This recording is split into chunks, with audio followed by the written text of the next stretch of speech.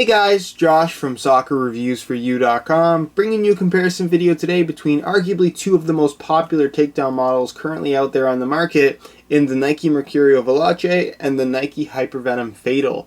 Now the Veloce has a retail price of $110 US and the Phatal has a retail price of $120, and they're both the first takedown model in their respective lines.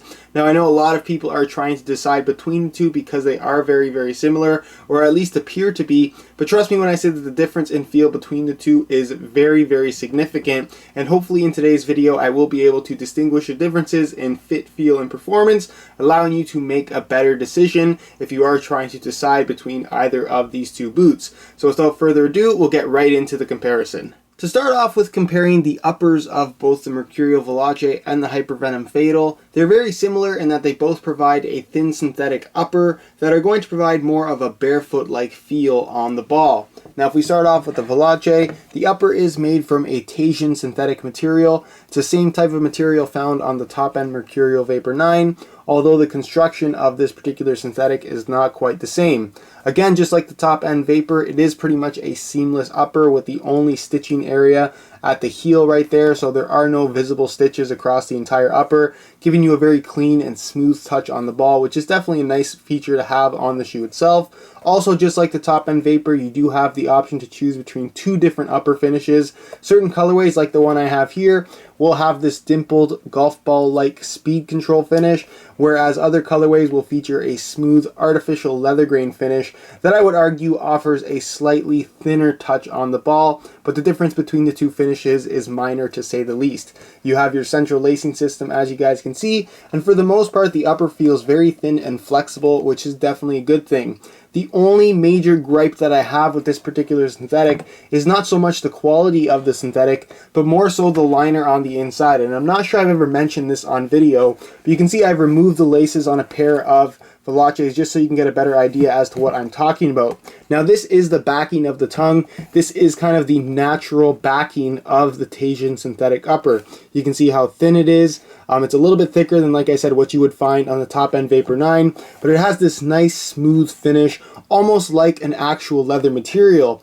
But unfortunately, the rest of the inside of the synthetic upper, as you guys can see, features more of a liner. So the liner itself is almost like a fairly rigid canvas material. I'm not really sure how you could explain it. I'm sure a lot of you guys have seen this before, either in other soccer shoes or maybe even in a pair of running shoes or something like that. But to me, the quality of this material just feels cheap with an upper that is this good in terms of softness and overall quality, and it really takes away from ball feel, in my opinion. It's almost as if having a really stiff sock on your foot that's there to take away some of the feel that you would normally have for the ball. So for that reason, I am a little bit disappointed with what they did with the Veloce. I think without that extra liner on the inside, the ball feel would have been vastly improved. But with that being said, it still is above average for a thin synthetic soccer shoe that is, of course, a takedown model retailing around the $100 mark. Now moving on to the Hypervenom Phatal, this features a synthetic material called Mirage Synthetic. It was newly developed for the Hypervenom Phatal. It's specific to this particular model, and basically it is a very thin synthetic upper, thinner even than the Mercurial Veloce. You can see that this one also does feature a smooth finish to it. It's the only model in the current Hypervenom line. Of course, if you're comparing it to the top-end Phantom or the Takedown Felon, that does feature a smooth finish. Whereas the other models obviously would have more of a dimpled finish. You can see that there are Nike skin overlays that are basically fused on extra pieces of synthetic that are there to support the areas of the upper that need that little bit of extra support without adding any extra bulk or thickness to the upper itself, which is definitely kind of a good idea. And overall, if you're looking for an ultra thin touch on the ball, you're going to get it from the Phatal. I would argue that it's probably the thinnest synthetic upper that Nike currently puts out. Thinner than the top-end Phantom, and even thinner than the Mercurial Vapor 9. Now moving on to the inside of the liner, just to compare it to the Veloce, you can see the backing of the tongue has this extra bit of support. This is part of that Nike skin frame. So basically you have the backing of the Mirage Synthetic. You can see it's very thin, and then you have this kind of fused on very thin, almost synthetic leather-like material that is there to add this little bit of support. There are perforations throughout, as you can see, and you're going to find that same type of support cage going throughout the entire inside of the shoe.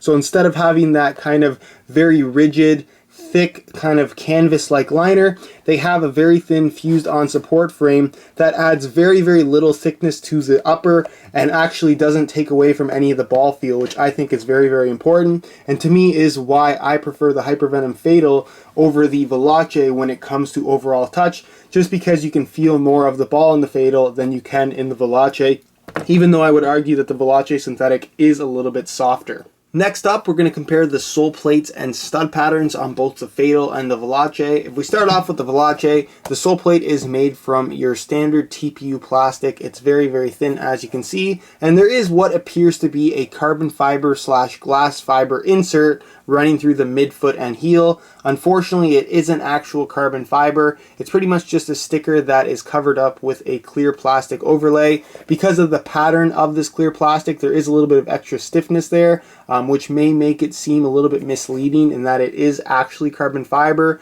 but I can confirm that it is just a sticker underneath and doesn't have any extra performance benefits.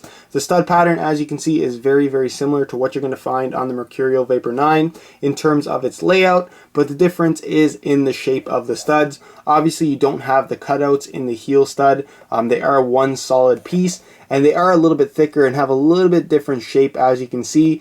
Not necessarily making the traction any worse, but they don't penetrate the ground quite as easily as what you might get from the Mercurial Vapor 9. The same goes for the studs in the forefoot that are just a little bit thicker overall than what you're going to find on the top end Vapor. And the reasoning for the extra thickness in the studs is due to the TPU plastic sole plate.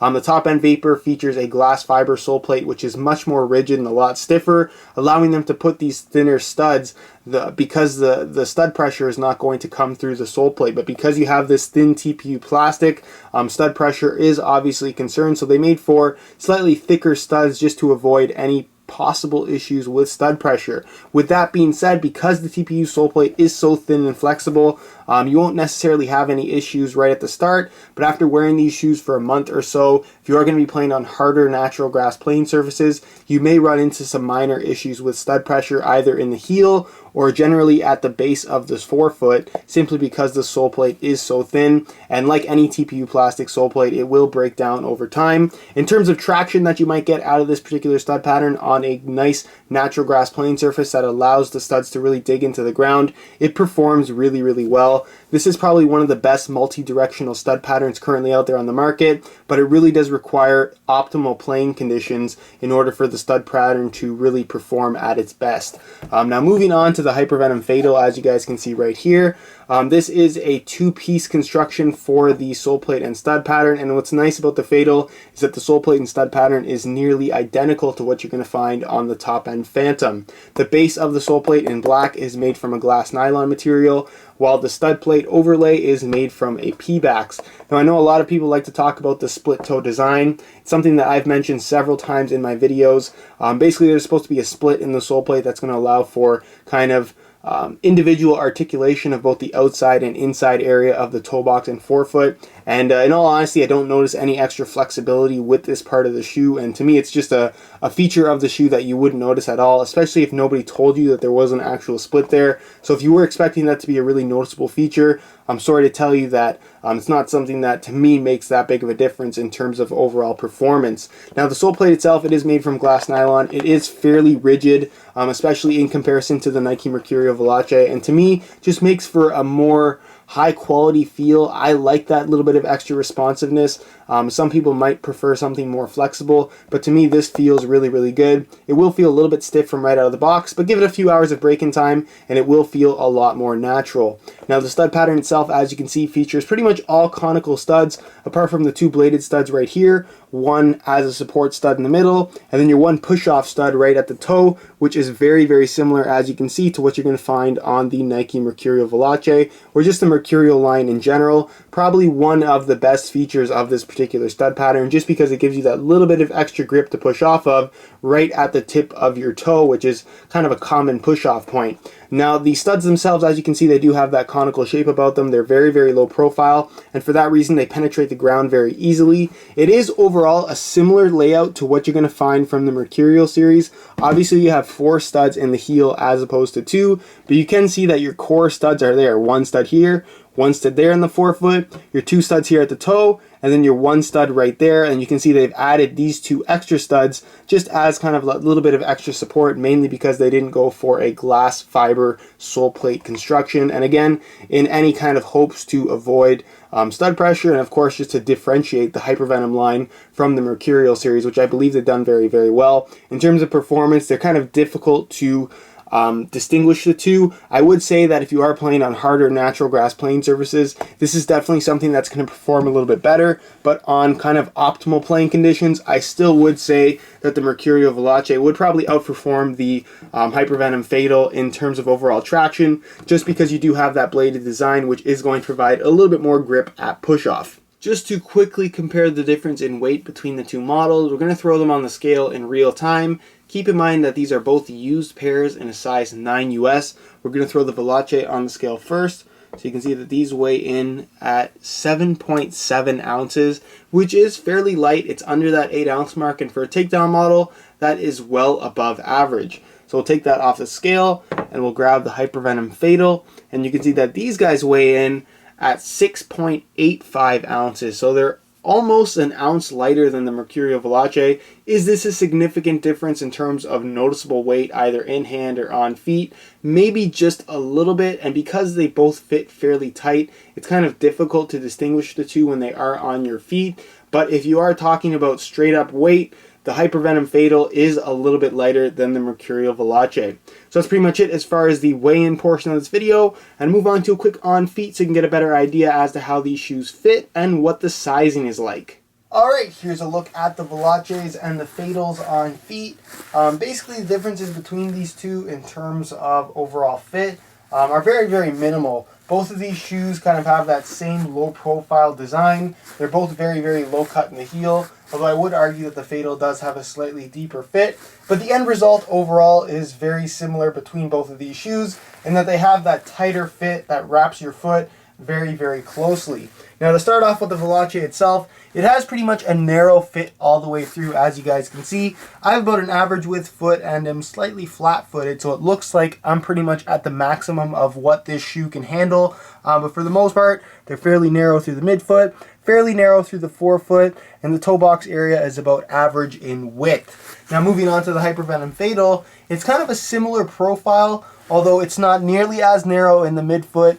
It's slightly wider at the forefoot, and the toe box area, I would argue, is even a little bit more narrow than what you're going to find from the Mercurial series, making for a very, very tight fit as well. So I can't really differentiate the two in terms of fit. They're both pretty much on par there. And in terms of sizing, I'm wearing a size 9 US in both of these shoes, and the fit and the length is pretty much perfect. They both fit true to size, so if you are looking to order either of these two shoes, I would definitely recommend going for your normal size for the best possible fit. One of the major differences between the two is obviously going to be the lacing system, which really comes down to preference at the end of the day. The Veloce does allow you to get a slightly tighter fit in my opinion, because it does have that deeper central lacing system, whereas the Hypervenom Phatal has the off-center lacing system that doesn't go quite as deep into the shoe, leaving you with a cleaner kind of striking area on the instep, but of course less customization in terms of how you can tie your shoes and how tightly you can tie your shoes, I should say.